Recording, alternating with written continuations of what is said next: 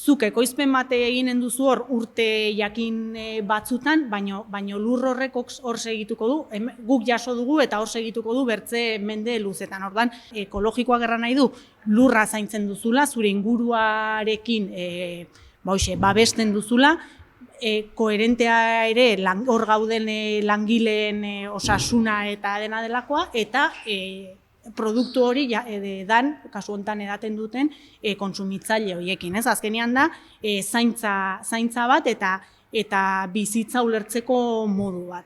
Guk ez genuen ikusten gure burua gauza konbentzionala egiten, eta lurra pozointzen, gure burua pozointzen, eta kontsumitzailea pozointzen. Eta ordan hor nik uste dut kontsumitzaileen aldetik ere behar dugula olako kontzientzia bat, zer den erosten duguna, nondik datorren erosten duguna, eta nola ekoitzi den erosten dugun hori.